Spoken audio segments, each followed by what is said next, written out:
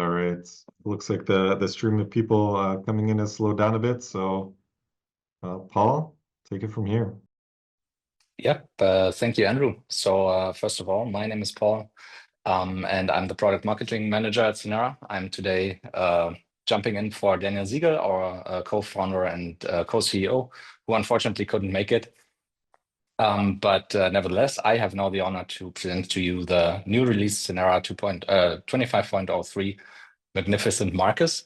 And yeah, it's pity that Daniel is not here to join us today, because for once we have a release name that's actually easy to pronounce. And for those of you who've been keeping track of our past releases, you might have realized they were always like some sort of godlike creature or mythical deity. This time it's actually very different. Markus is one of our co-workers. He works in the sales team. And well, we named the release Magnificent Markus to honor his work pushing one special feature for years that we have now finally implemented. And we'll find out later what that is. Okay, let's dive in. And of course, I have Andrew Sartorelli with me. Sorry, Andrew. I guess everybody knows you already as our product management lead. And yeah, we'll share this presentation today. So in total, we have a whopping 94 new features and 67 bugs fixed. And for this release, it's all about control and clarity. The highlights for this release are our workflow insights, which will make it much easier for people and to manage and control larger workflows with lots and lots of custom nodes. Then we have improvements to our explicit dynamics, aka crash. It's now much easier to set up crash simulations with LSDyna. Then we have improvements to our nonlinear analysis FEA section with better context, I think. But Andrew will give you the details about that later. And then the final feature, which we're highlighting here, that's the one that was pushed by Markus for years and also had lots of requests from customers, is dark mode. It's now finally here. All right, let's dive into the first highlight, claiming complex workflows. Yeah, lots of users already have like really large workflows with tens of thousands of nodes and many custom nodes with multiple levels of nesting. So custom nodes inside of custom nodes. And these monsters of automation workflows really become hard to manage. And that's why we've set out to first increase the opening time. That was a big downside to those large workflows. They could take like, I don't know, half an hour to load for the biggest ones, which is really not something you'd like to work with. And we have improved that to be 5 times faster now. And this is also for those users who use lots of embedded nodes or embedded workflows inside of custom nodes and avoided these because they were particularly slow. This is also now solved, so you can work with custom nodes at blazing speed. Then we've added one new feature, which is called the Workflow Insights, which is a new sidebar, and it allows you to get a detailed overview over all the custom nodes that you have in a workflow, zoom to different instances of custom nodes, and also see the files that are in a workflow, and also inside of a custom node. So you can see and unfold all the different nesting levels throughout the workflow, and get a pretty good overview over what's inside your workflow. The next thing that we've added also in the sidebar is workflow statistics. And this at the moment shows the number of nodes that you have inside of your workflow. It also shows the number of add-ins that you're using, libraries, embedded and linked custom nodes. So it's much easier to learn like how complex is your workflow actually. And this section will also be expanded in the future to, for example, show the token draw of your workflow, which is a pretty interesting feature and has been requested a couple of times. We continue with the sidebar. On the side of actions, we have also some improvements. You can now open all custom node workflows from that sidebar, making it much easier to navigate between your custom nodes. And also you can now open files that are included in your workflow. So for example, here, this Excel file, you don't have to use the Explorer and navigate to the folder and all that stuff. You can just click and open the file from within Synera. And if you want to, you can also just navigate to its location and do whatever you need to do with it. And speaking of files, one other important thing is you have a large workflow, you have external files that are referenced in that workflow, and it's easy, like if you move the workflows to some other location, it's easy to break those connections to the files. And one additional feature of this sidebar is that you can now see those broken references, navigate to the file path containers that are experiencing this missing file and fix it. Yeah, and I think that concludes the improvements to managing and taming large workflows. So you get a great overview. You can navigate all the nesting levels of your custom nodes inside the workflows. You have the workflow statistics that give you a general overview of how large your workflow it is. And yeah, you can discover broken references. And overall, the whole thing is now much quicker. Okay, with that said, I pass it over to Andrew for some updates on the dynamic simulations. Thanks, Paul. So as Paul said, it's time to get explicit. For those of you that are maybe of the millennial generation like myself, remember the parental advisory sticker and all the CDs we used to try to buy. So this won't be as bad as some of the CDs maybe we bought as teenagers. We're going to get into crash simulations. So we've been working really hard over the past months. So we started with our last release in November, adding our first level of support for explicit dynamic analysis inside Synera. Here you can see, a typical use case, maybe doing a drop test. Here we're showing off some of the nice capabilities, including element deletion that I'll get to later. It's one type of use case now possible in Synera. We've also added support for self-context, so you can do things like crash boxes and really see component crumple in front of your eyes here. Or maybe you want to add in some different failure criteria. And here again, we're showing that ability. All models created entirely using Synera nodes here. So what are these new nodes? We've added a number of new pre-processing nodes. This includes the ability to define initial velocity, construct part sets for contacts, the option for contact settings for LS-Dyna, new explicit dynamic mechanical load steps. We've also got self-contact. So all of these supporting today LS-Dyna in our newest release. Also, be sure to download the updated LS-Dyna connector to take advantage of some of these. We've also added support for nonlinear material behavior when exporting to LS-Dyna. So here you can see we can define a stress strain curve for our isotropic material, and then also add in this additional material erosion settings option, so you can define when elements are actually going to be deleted from your model to get that really realistic behavior that you're looking for there. We've also improved the LS-Dyna FEA solver node. So the last version, you just had a file path to read an external file, but now we've added a model input here, so you can use models directly constructed inside Synera, with this LS-Dyna FEA solver node. So what does a typical LS-Dyna workflow look like now? So here I'm going to take an example of a power tool that I'm going to construct a drop test analysis inside Synera. Now, the first step in any FEA workflow is you got to mesh your part. And the tricky thing with explicit dynamic analysis is actually your mesh really dictates how long it takes for your analysis to run.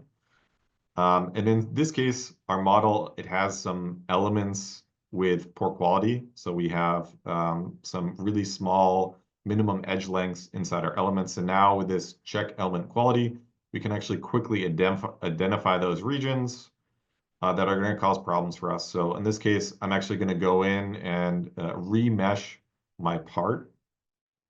And so here I've generated a new quad dominant mesh, and we can actually see this from outside appearances looks pretty good. And then we can just easily drag that shell mesh into our check element quality again. And we're going to be able to visualize regions again with low minimum edge length. So here we can see my minimum is much higher than it was before. And this is really going to help us with solution time. So for those of you really deep into explicit, you know small elements lead to very large solution time. And so now with this combination of nodes, we can very easily identify those regions. Like we had before, we're going to be able to define different parts in our analysis. We've also added now the ability to define indexes for different parts, and that's something we'll talk about a little bit later on in the presentation. Again, the nice thing here too is I'm going to be able to define different material properties for each component and also have this erosion setting so I can see some of that element deletion going on here. In this case, I've just defined a max principal stress that I want to use for the failure criteria that's going to start deleting elements once I run my analysis. So imagine I drop this drill, it's going to hit my plane, and then because the stress is so high, some of those elements are going to get deleted, and that's going to change the behavior. Here we also see the ability now to define an initial velocity. Of course, when I drop something, it has a velocity. And so we can use the new initial velocity node as well to define our loads there. And some of the nodes that you're familiar with before, of course, also relevant for explicit. So here we can also use the fixed displacement to fix some of the boundaries of my plate that we're going to drop my drill onto. Of course, we need to construct our model. And here we can see, some of the loads and boundary conditions applied there, but we're going to use a few different nodes here as we construct this model. So we now have the ability to construct contacts for LS-DYNA, and contacts in LS-DYNA require part sets. So in previous releases, we added node sets and element sets. Now we have part sets. And here you also see the new explicit dynamics mechanical load step type that we can use here with a time definition of how long our analysis is going to be. Updated LS-DYNA FEA solver node here that we're going to use. I've already run my model here, but a few additional options for the model import, also the ability to specify additional result types that I want to bring in. We showed before that we can easily visualize LS-DYNA results inside Synera. We can use a nice slider here to quickly jump through some of the sub-results in our analysis. But oftentimes what we see with these LS-DYNA analyses is the results are rather large, and sometimes you just want the last time step or specific time step. So we've added the ability now when you import results to specify which sub-results there are there, because maybe the LS-DYNA result file is 200 gigabytes, and you only want that one last time step to understand what's going on there. We can easily now accommodate those requests with some of the updated import nodes here. And I want to give a huge shout out to our partner, MyHTT, who's helped enable us here on the technology side on the ability to write out some of these LS-DYNA input decks with our new updated LS-DYNA connector available on the Synera marketplace. So what have we added for explicit? We updated our solver nodes, allowing you to export, or excuse me, run directly models from Synera. We've added additional types of contact and the required nodes to create sets for those contacts. We've added advanced material behaviors, and we've updated a number of nodes and added nodes to allow you to define boundary conditions for explicit analyses. So I'm really looking forward to seeing the drop tests, the vehicle crash analyses that people can now create with the latest version of Synera. We're going to keep this topic going with nonlinear FEA. We're going to get it into from explicit into implicit FEA. I don't have a nice CD graphic that I can use here, but let's jump into it. So context has been a big request for folks. So we're adding now contact settings for Simpson Nastran, ANSYS Mechanical, and MSC Nastran. You'll see also an updated contact node that takes these contact settings. Previously, we had contact settings for Abacus, so a whole variety of new solvers that we can support generating contact pairs with, which is really exciting. So, typical use case, maybe you have a offset bonded contact here. If you want to do some frictional contacts, it's going to vary dependent on solver. But now those nonlinear analyses, if we think about adding nonlinear materials, nonlinear loads, and adding geometric nonlinearity into the analysis, much more possible today with Synera to start tackling complex injection molded part analyses or your typical metallic part analyses. We've also added in the ability to define indexes for all different types of parts in your FEA workflows inside Synera. The reason we've done this is we know that sometimes you want to swap out parts inside your input decks. For those of you using our construct bulk data card or construct key nodes, this is really going to help you precisely swap in and out data from your analysis decks. We've also added the ability to have what I would call pseudo time-dependent loads with Altair OptiStruct. So we have a new node here called FEA table, which you can then provide to a few different nodes like force, where you have this load curve. So you can define your load curves for OptiStruct, and in future releases, we hope to add it for Abacus and Nastran as well.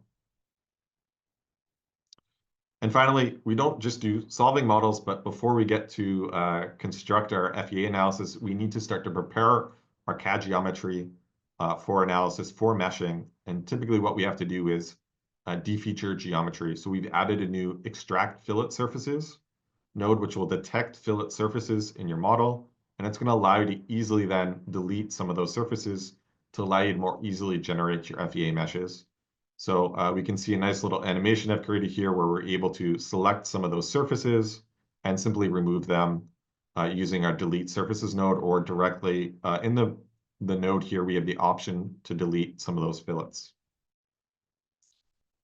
Next up, we've added the ability to do summation on or evaluate results. This is really useful for, let's say, reaction forces, where we want to sum the total reaction forces on a surface or among a series of nodes to extract a key value. Now with summation option, you're very easily able to do that and extract a single value there. So a lot of additions for implicit FEA. We added the FEA load table for pseudo time or load curves for our nonlinear analyses. We added more persistent IDs for different entities to allow you to more easily swap in and out data from your input decks. Contacts for a lot of additional solvers there. Very eager to hear feedback on that one. And more options to do geometry prep to get your models ready for simulation. And with that, I'm going to pass it back to Paul to talk about our namesake feature for this release. Yes, finally, dark mode. Thanks, Andrew. And yeah, I will just go ahead and show it. It's finally there. And hopefully, click here. It will be a pity if it's now not working. Oh yeah, here we go. Yeah, and I mean, this feature is actually pretty dear to me because I'm also part of the design team who has been working on that. And actually, it started as kind of a side project with one developer. Over a year ago on the winter event of the company, we sat together and said, hey, how hard can it actually be? Like, if Markus is fighting so hard for this, let's just do it. And turns out we hugely underestimated the effort. Took us over a year to get it done. And we ended up, I don't know, even creating Synera workflows to transform the icons for all the nodes to the dark versions and stuff like that. So it was a fun, but also a really long project. And yeah, we have hopefully set out successfully to reduce eye strain for those users who use Synera in the dark, like working long hours, building automation workflows. The switch between dark mode and light mode works via the settings, or you can also set it to system-based switch, which means that it will change automatically once your system, like Windows, changes between light and dark mode. Synera will follow along there. There are a couple of special features, for example, automatic color adjustments for user colors. So you probably have used custom colors for groups on the canvas or for painting geometries. And we are adjusting these colors to are a little bit less saturated to not like scream into your eyes when you're using dark mode. Your original data is of course preserved. So if you switch back to light mode, you will have your original colors. And yeah, I mean, I can also only say thank you, Andrew, for bearing with us, spending so much effort on this topic. And yeah, I hope all you users out there will enjoy it. And with that, I'm already passing it back to Andrew with some more improvements to nodes that we've made in this new release. Thanks, Paul. Yeah, I'm really glad to see dark mode come to life, really. I have to say it's our #1 feature idea. So I've gotten the most feature ideas on this specific topic. So glad to check that one off our list. And also a reminder to everyone, please, when you have an idea for a feature, no matter how big, no matter how small, submit that feature idea for us because we do go through, we read all of those. It does matter.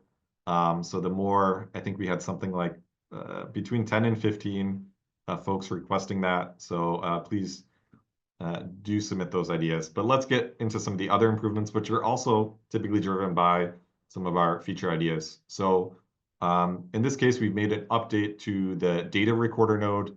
Now has 2 options to reset data. So you can either manually click the reset data button, which will be available if you have data in your data recorder. Or you can also use the new input for reset data. So it takes a Boolean value. This is great when you're running loops and maybe you have a logic statement to detect if things go a little bit haywire or you don't want to continue to record data. You can easily use that, pass a Boolean value, and it's going to wipe out the data in that data recorder. So again, feature idea that we got submitted to us. Glad to see it now part of the software. Another one, there was a request for having standard deviation. So very simple node, we just take a few inputs of numbers, and then we can easily drop out the standard deviation in mean. Another one I kind of talked about a bit earlier, this ability to check element quality to identify regions where elements have low quality, particularly interesting for, as I said, explicit dynamics, but it may be also the reason you have convergence problems and other analyses. And here you can see we've created a construct element quality criteria node that allows you to define independently for each element type the criteria that you have for each of those, whether it's the minimum edge length, we have aspect ratio, internal angles, all of that possible now to very easily ensure that your simulations are meeting your company's quality criteria. Another feature idea that we got was it would be really nice to be able to visualize the regions of my model that fail to mesh. And so now we've added the error mesh output on solid mesh. So you can actually see those regions that are causing problems for the mesher, and then maybe make some localized refinements or adjustments to the mesh, or maybe go in and actually use some of those CAD pre-processing capabilities to delete some surfaces, remove some fillets that are problematic, and generate FE meshes inside Synera. We've also added the ability to read in and write out a few different formats. So we've added the ability to read and write the VTU format from VTK. What this will allow you to do is more easily interface with products like Navasto from Autodesk to do some AI, reduced order modeling problems directly inside Synera with no need to do any other kind of translation capabilities. And the other one we've added, I'm very excited for, is the Nsight Gold case file. And this is going to allow us to do some simulations like you see on the left-hand side. We'll be announcing a new partnership very soon in the area of additive manufacturing process simulation. So keep an eye out on Synera's LinkedIn for some more information on that soon. The team has also taken some feedback about running scripts inside Synera. So in previous releases, we updated the capabilities for running Python scripts inside Synera, bringing you a nice little kind of editor window here to more easily work with those scripts. And we've extended that now to C# for those of you working with the language that we also write Synera in. And this is probably one of my favorite new features. You've noticed probably a lot of animations in our presentation today.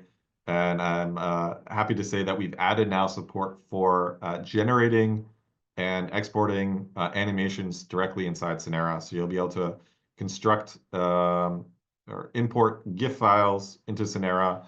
You can construct animations using images you create inside Synera and then export those out. So I spent a lot of time in the last few days and weeks generating simulation animations and creating my own custom nodes to speed up that process of creating this release presentation. And what does it look like? Well, inside Synera, we've updated the image panel to now be the media panel to allow more ability to display some of these animations. So when you construct them in Synera, you can now also connect them to this media panel to display them directly inside the editor of Synera, which is great. And of course, we like to not only do things for the editor, but also we've added the ability to visualize animations and images inside Synera Run, another feature idea that we got from a couple folks. So in the latest version, definitely a lot of great new features and capabilities. But the thing about Synera is we don't do this alone. We're not trying to solve all engineering problems for you by ourselves. We want to do this with a lot of our partners. And so one of the other hats I wear at Synera is being our software partnership lead. And I'm really happy to announce a few of the new marketplace updates or additions that we've had in the past months since our last release. And so we released a few weeks ago AM Studio supports from Hexagon. So the ability to generate directly inside your workflows for additive manufacturing supports that are suitable for metal laser powder bed fusion, and also some new optimizers from Raphos. So those supports from Hexagon allow you to do a variety of different types, from rod to tree to typical block supports, using the typical geometry entities that you would expect inside Synera. So really pushing the boundaries of doing end-to-end design for additive manufacturing inside one workflow in Synera. And of course, from one of our favorite partners, Raphos, another new add-in from Raphos, this time adding optimizers to the optimization node. So you won't actually see new nodes inside Synera. You'll see new options when you go into optimization to select a few different types of models now for doing optimization. And so that really brings us to this latest new release, Magnificent Markus. So you heard Paul talk about the addition of the Workflow Insights tab now in the editor. We've got dark mode. Really excited to see that and the improved user behavior there. The additions for explicit FEA as well as implicit FEA, a lot of new capabilities. And of course, some marketplace updates as well. And the great thing, it's available today. So go on to synera.io/portal and already download that new version of Synera. Also download the latest version of a lot of add-ins that also include all of the icons you need as you switch into dark mode. I'd like to thank you all for joining our presentation today. Please don't hesitate to reach out to us or your Synera customer support manager or solution engineer if you have any questions about the latest release.